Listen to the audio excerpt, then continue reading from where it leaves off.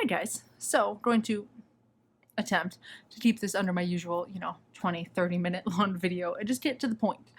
I also wrote a blog on this today. I'm double using content because I don't want to come up with unique content for every platform. So there's also just a link to the post down below if you're like, I can't listen to this for 20 minutes. Clicky click, there you go.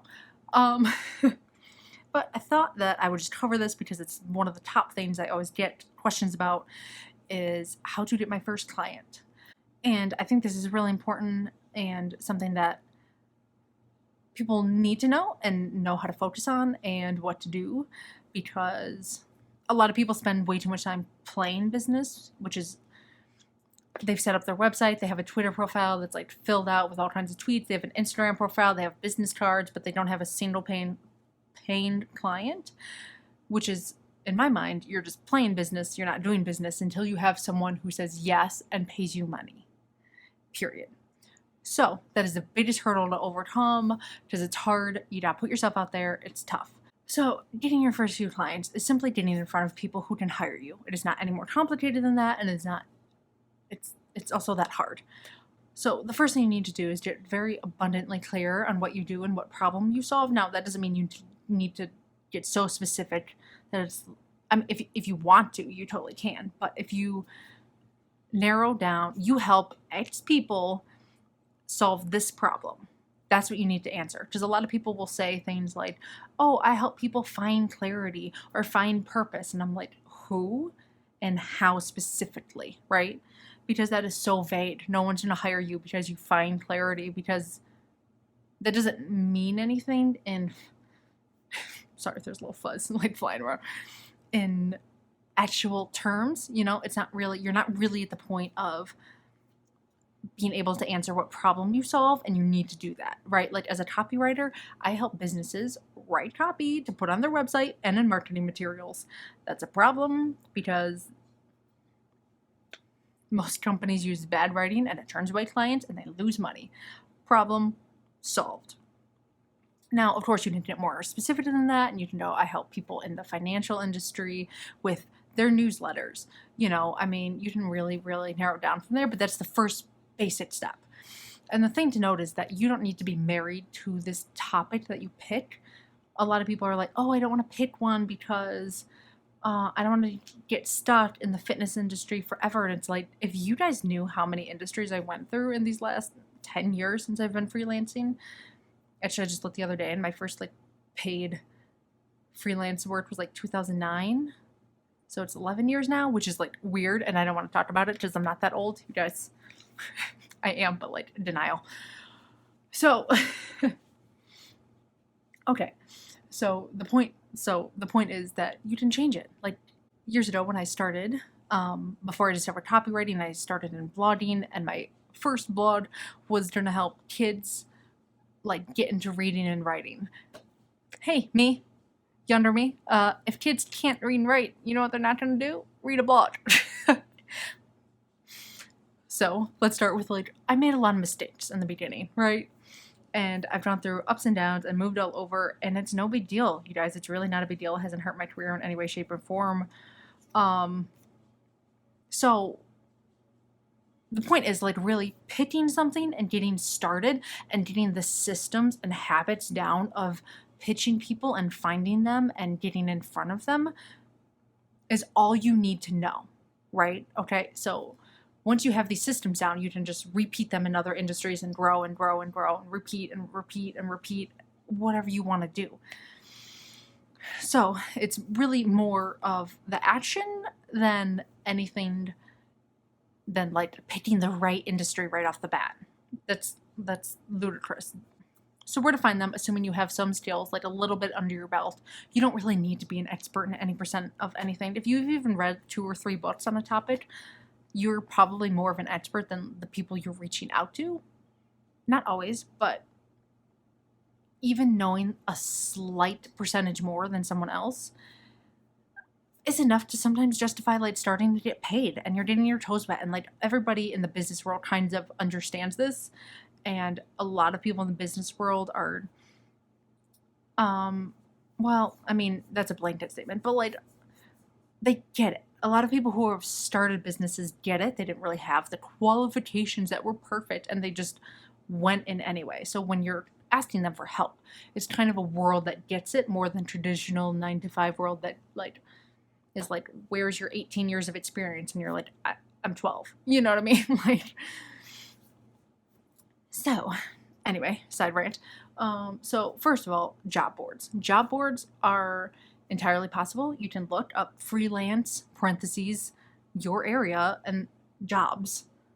So like freelance photography jobs, freelance personal training jobs, freelance, those kinds of keywords. It may not work to every industry, but you get the idea.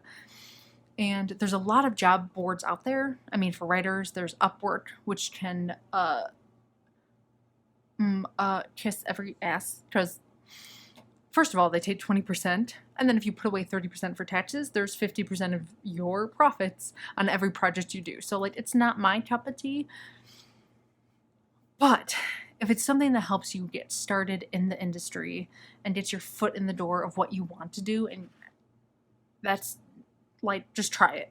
I was on Upwork for years, or Odesk or whatever it used to be called. I mean, it was horrendous and abysmal, and that's not where, I don't even think I made more than $3,000 on that site, because that's how little effort I put into it, because I found clients in other ways. But job boards, there's Reddit, there's a million forums on Reddit for work. There's ProBlogger if you're a writer and a blogger. Yeah, like there's a lot of job boards out there. Now, the problem is that, of course, you're competing with 100 other people. When there's a job posting, you're just throwing your hat in the ring along with hundreds of other people, which is tough. And that's why I'm a big fan of doing other ways. And when I have people who are either in my mentorship program or whatever, I mean, sometimes they feel very comfortable just applying to jobs on like Indeed, Upwork, all of that. And I'm like, great, I support whatever you want to do and however it feels easiest to do it. But the other strategies we will dive into right now, I think are a little bit better personally. And also just FYI, if you feel not very confident, but at least confident enough to take on your first assignment, it shouldn't take more than a month to get your first 3 clients. It shouldn't. If you're really taking this seriously and putting yourself out there, if you're a person who has been debating and trying to do this for if you're studying for longer than 6 months, you're overthinking this and you really need to get out there and get clients. I've talked to a lot of people throughout the years, a lot of people. I mean, when you even mention you're a writer at like parties, people are like, oh yeah, I've been thinking of being a writer for like 20 years. And you're like,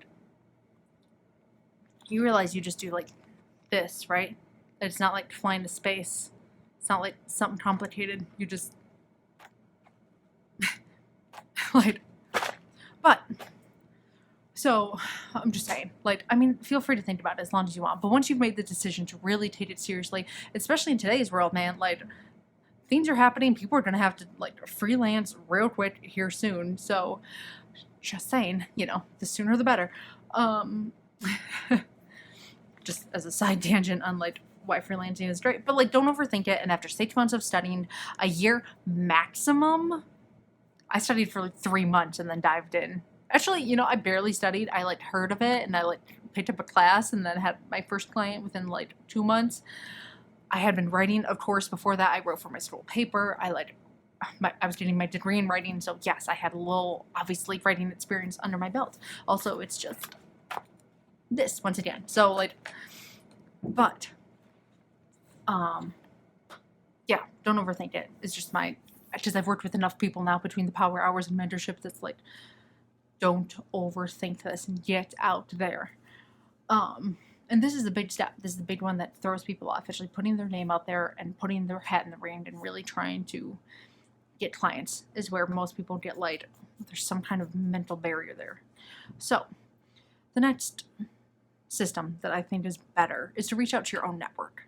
This is where I started getting a lot of my own freelance work. Yes, of course, I started building my network in the business world because I knew I wanted to go freelance very early in my life. So, but I didn't have an extensive network. I had maybe 10 people who I knew were in the business world, and I just emailed them hey, I'm looking to get into the copywriting industry. You know, I don't really have a lot of samples, but I have like college papers I wrote. But if you know of anyone or you need something, like, let me just write something. And if you like it, we will discuss paid work. That is the best strategy to dive into, especially when you're not experienced yet, is like, let me try. And if you're like, that will work, then pay me. Don't just do free forever, because then you're like getting into a circle that you don't want to do it. And I think a lot of people get stuck on this because they don't want to sound new or inexperienced, especially if you're someone who has been in the professional world. Let's say you're a teacher for 40 years and now you're like, I'm trying to be a copywriter, and everyone's like, shouldn't you have a career? Which is absolutely insane. Let's start with that fact. Like, let's look up how many famous people really started the career. Martha Stewart started her career in like her late 30s. I mean, like Martha Stewart brand. I mean, and Oprah had been like fired in her mid-20s from TV. I mean, this idea that reinvention is some kind of like bad thing is so weird. So weird.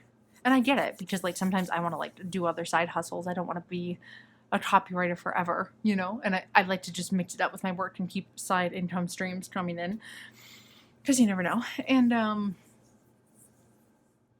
I think that's where people get stuck. So get over it. Get over it.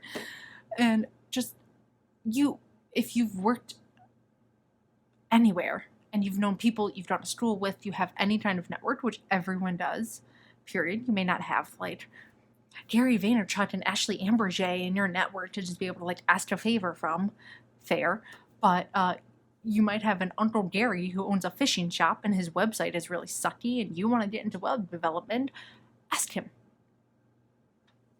Like, start asking people. And like, yes, you can make the argument that mixing business and family and friends is like a very complicated thing, but get your foot in the door. Ask the people around you for help. You never know. It was shocking to me when I reached out to people and I was like, hey, I'm just looking to get my foot in do you know anybody who needs work? It's still something I continue to do. Every client who hires me, I'm like, hey, if you know other people, you need more work, like whatever, let's do this, you know?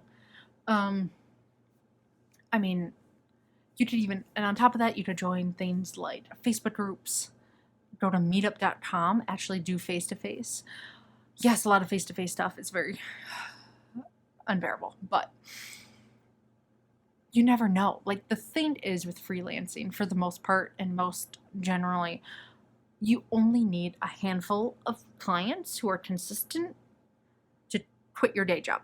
You don't need to make this complicated. If you have 5 people paying you $500, $2,500, you know, I mean, minus taxes, but like,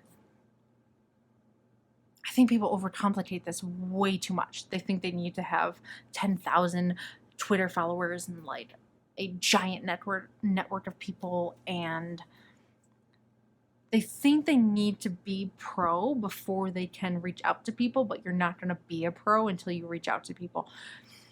Especially in the copywriting industry, which relies on writing for a business. Like, you can't really do it yourself.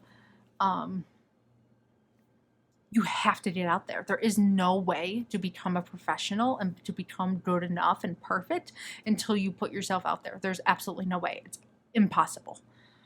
And also another thing, when it comes to reaching out to people, I can see in the timestamp that this video is already becoming long. It is what it is. And people have asked me to slow down, and I'm like, y'all, if I slowed my speaking down, these videos would be 90 minutes. So I can't. But you can but on side note, if you don't know, you can go into like YouTube settings. It's like below here somewhere, and slow it down a lot. Just FYI.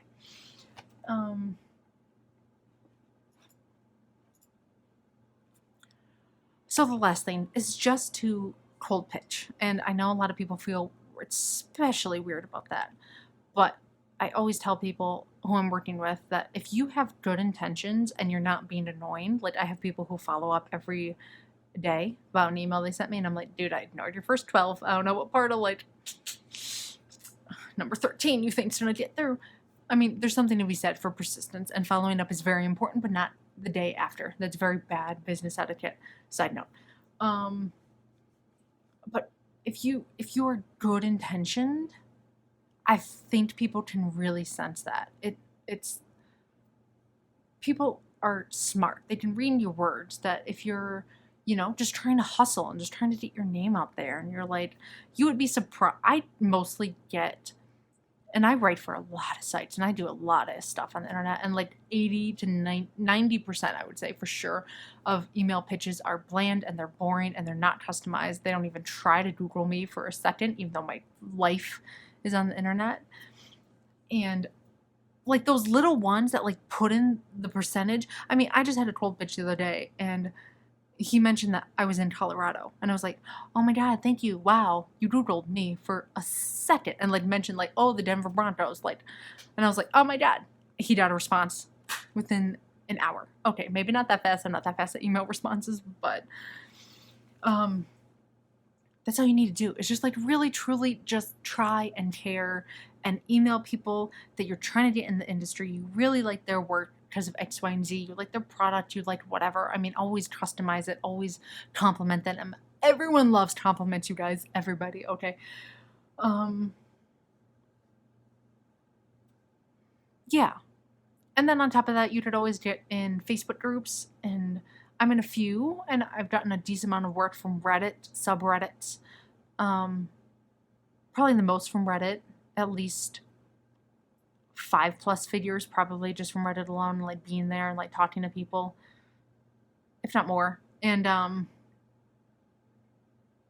also I keep touching my face, and I'm like, I know, don't touch your face right now. I just washed my hands. But anyway, if anyone's watching this in like a year or two from now, I always forget that like videos stay on the internet forever. Like, we're dealing with a virus right now. Don't touch your face. If it's been like 100 years and we're all on Mars or something, and this video somehow still around, then like at this moment we weren't supposed to touch our face, and all I do is touch my face. Anyway, but yeah, you can get in Facebook groups. Like, that's why you gotta go to that first part and know, who am I targeting and where are they on the internet? If you're targeting business owners, where are business owners on the internet? If you're targeting restaurants, where do restaurant owners hang out on the internet? I mean, I don't have these answers.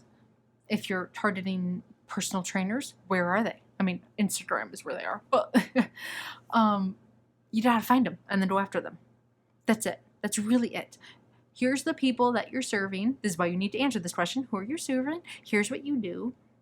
And you need to tell these people about this over and over and over, and as many of them as possible. And eventually one will say yes. It's just like dating. Eventually someone's going to say yes to your weird ass. I'm talking to myself, like literally fun, like relatable, guys. Okay. Finally,